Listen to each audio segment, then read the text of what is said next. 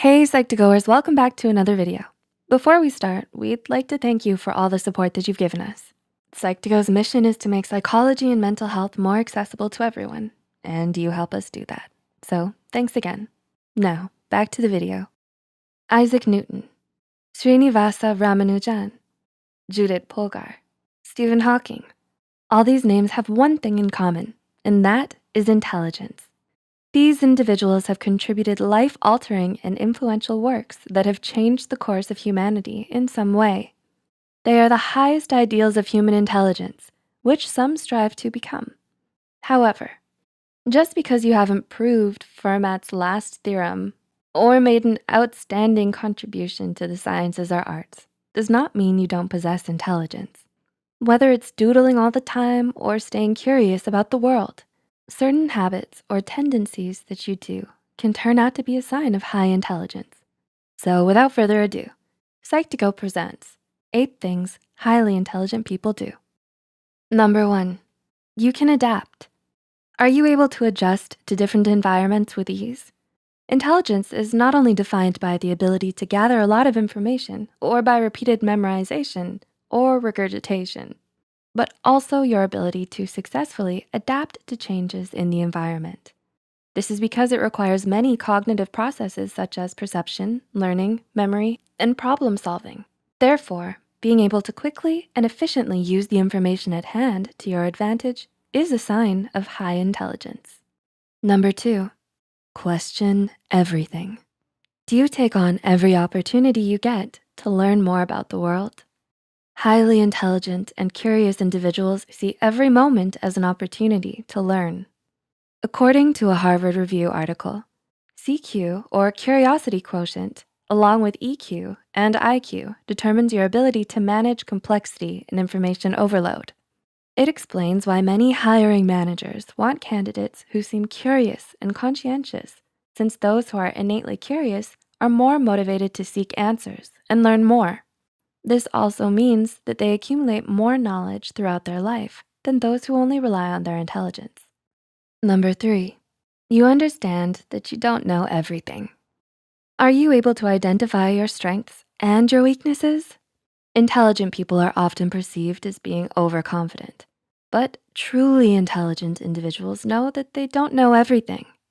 Admitting that you don't know everything shows high levels of self-awareness as well as metacognition. Highly intelligent people are able to access their strengths and weaknesses and feel encouraged to learn more. Number 4, you seek knowledge. Are you always searching for information? The correlation between learning and intelligence is explained by neuroplasticity, the brain's ability to restructure itself. When you learn something new, your brain is creating electrochemical pathways to access that information. However, the key is repetition. Repeating information can strengthen the pathways your neurons have created. The more pathways you create, the more fluid your intelligence will become. Number 5, you get bored. Do you get bored a lot? Boredom arises because you're excited about being in a new environment, but you're faced with setbacks that prevent you from engaging with it. While being bored is frustrating, it's actually necessary for creativity and intelligence. A 2019 study published in the Academy of Management Discoveries found that participants who were asked to perform a mundane sorting task performed higher in the later creative section of the study than those who were asked to create a complex story as to why they relate to an event. Number 6, you doodle. Has this happened to you before? You're in a meeting or a lecture that has gone on for hours, and despite the boredom you feel, you've started to take notes, but halfway through, your page is covered in doodles. Doodling is your brain's way of trying to stay focused and also processing. Scientists have looked at the brains of doodlers and found activity in the prefrontal cortex, which is involved with analytical thinking, memory, problem solving, and logic. A study conducted by Jackie Andrade at the University of Plymouth in the UK monitored participants' levels of engagement and memory during a mock telephone call and found that those who doodled retained 29% more information than those who did not.